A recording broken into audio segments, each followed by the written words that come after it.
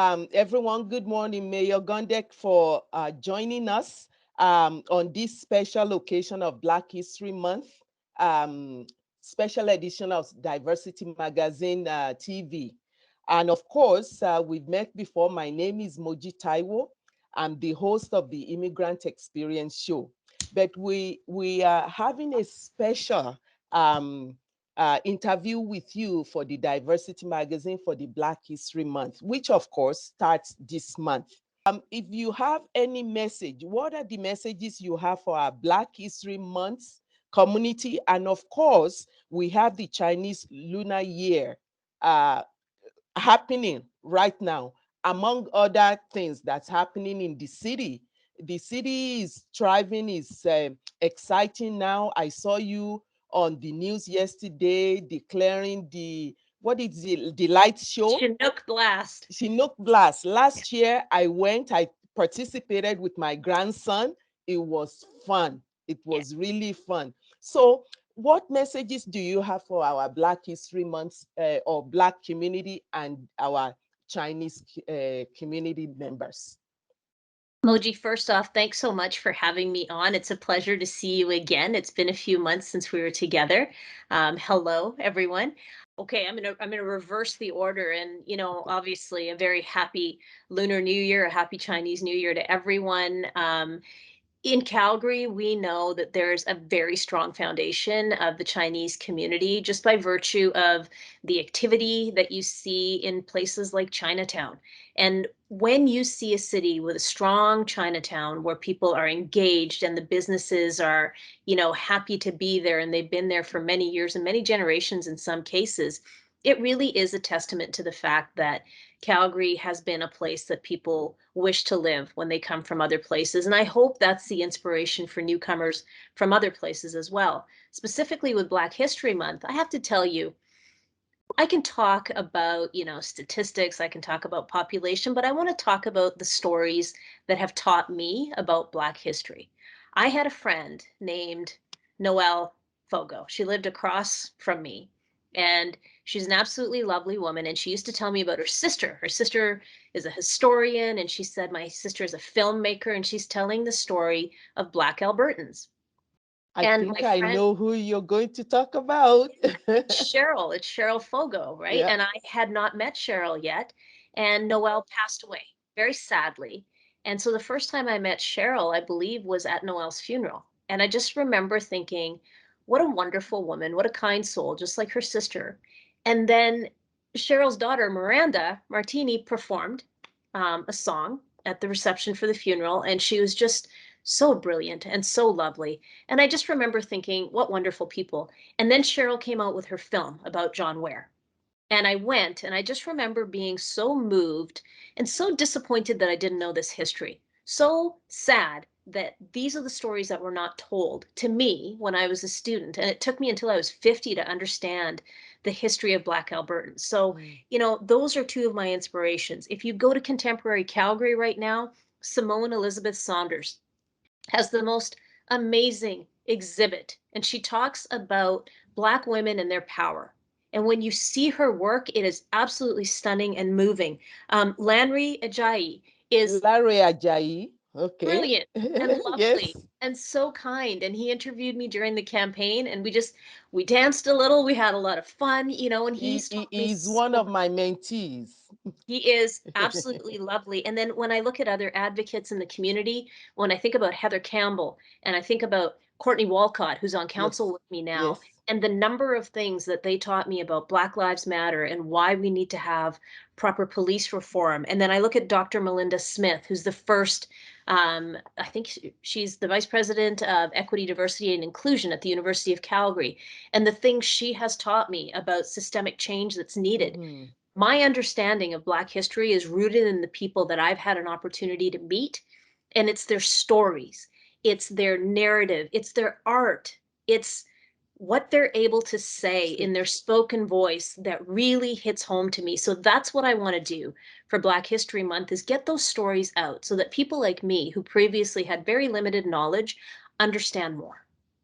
Thank you, Mayor Gondek. And on that note, too, I invite you to read a copy of my book. I Okay. do have a book out too. Well, it's been out for a few years now, and it talks about the challenges, the triumphs, and the contributions of Black people like myself into our community as well. Just, Google my name and it will come up. I have a couple of questions for you on matters that is important to our community as a Calgarian. So let me jump right into it by asking you, um, when you and your council members got in, the very first motion that you made was in dealing with climate change in Calgary. So my question to you is, how, what do you want Calgarians to know about your vision in dealing with this matter? In response to your specific question, this council was incredibly interested in making sure that we were sending a clear signal to Calgarians as well as any potential global investors that we take our commitment to the environment seriously. And I can tell you that in speaking with leaders from the energy sector, they felt incredibly well supported knowing that we were going to debate this declaration. We actually had an energy leaders breakfast that morning where we explained to them that we felt as a local government, perhaps we had not done enough to indicate that we are equally committed to a pathway to net zero. So we have simply come in line with the aspirations of the energy sector.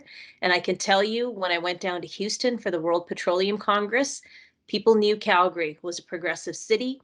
People understood that we are looking at sustainable solutions for energy production, and they were very excited about thinking whether or not they could send some talent our way or whether they would like to make an investment in our city for the energy transformation work we're doing.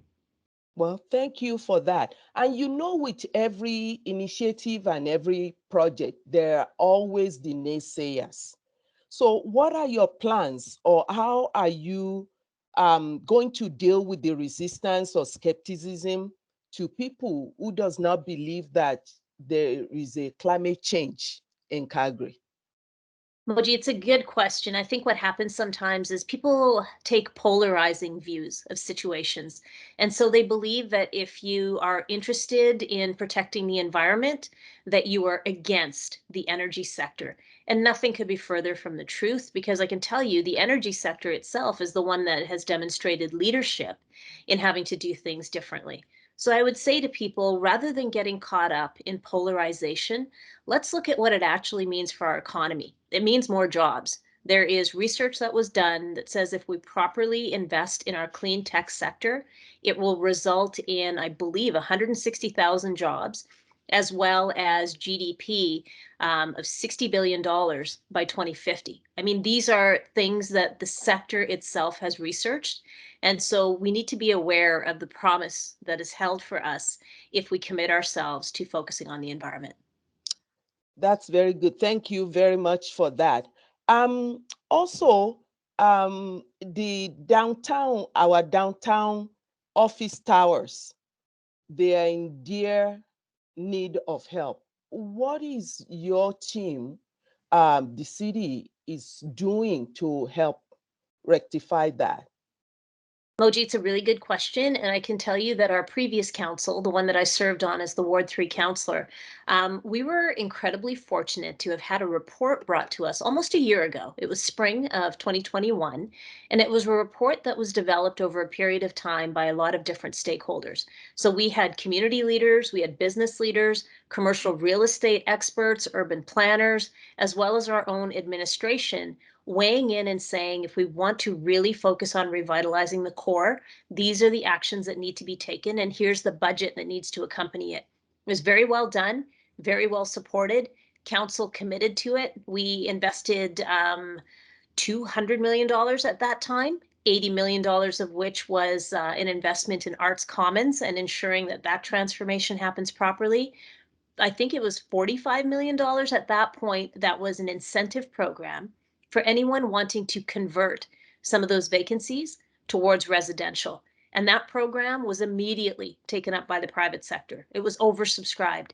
And so in November of this year, as a brand new council, We invested an additional 55 million in that incentive program, and we are seeing all kinds of interest to convert those spaces not only into residential, but a different way of doing business. So we have made a firm commitment with a budget as a local government. And I can tell you with other cities that I've spoken with, like Denver and Pittsburgh and Houston, when you make that commitment, the federal funding and the provincial funding is easier to attract. And the private sector funding, which is critical for this program, is already coming in. All right, all right. So I'm going to jump into the next question, which is a recent occurrence. The government of Canada recently announced a $3 million investment in Alberta Clean Technology to support the new energy transition center in Calgary. So, Mayor, how does this investment impact Calgary's economic recovery, the downtown office space vacancies, and of course, how does it tie into the climate action declaration? Excellent question, Moji. And I was really happy to be a part of that announcement. The federal government coming here and believing in the work that we're doing is a strong signal that we have got this right. And I can tell you that Kevin Krausert from Avatar Innovations has really been one of the most persistent Calgarians in trying to attract investment to our city to look at sustainability solutions.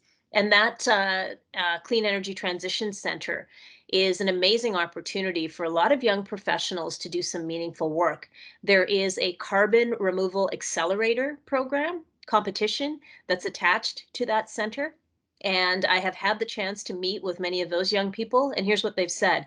We love being located in this building. It was an Aspen property. It's called the Ampersand, and it went through quite a redo, and it's gorgeous inside. And they said, we feel like we're welcomed here.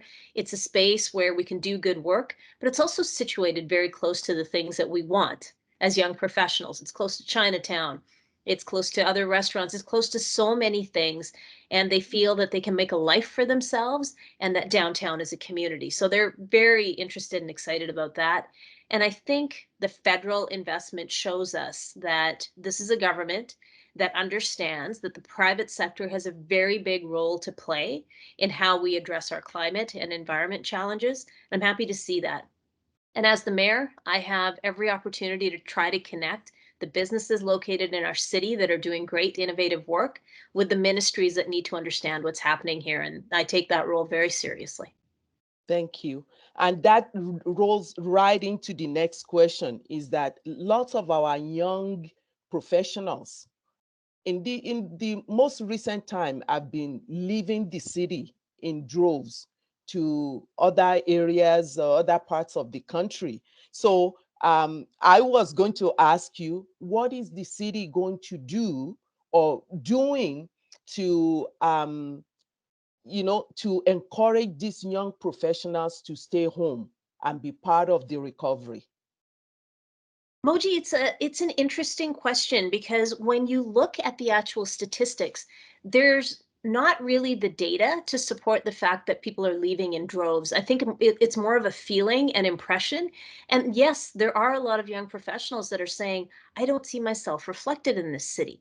I don't know that this is the city for me. I feel like the city is sort of rooted in its past. And that's the image and the reputation that we need to change. And that's the one thing, the data does support something very specific. And if you don't mind, let me just give you a few facts and figures. In the Most clean tech sector, certainly. thank Yes. you. In the Yes. clean tech sector in Calgary, we are really seeing some tremendous successes. We saw a report from Waterloo Economic Development that looked at all of North America.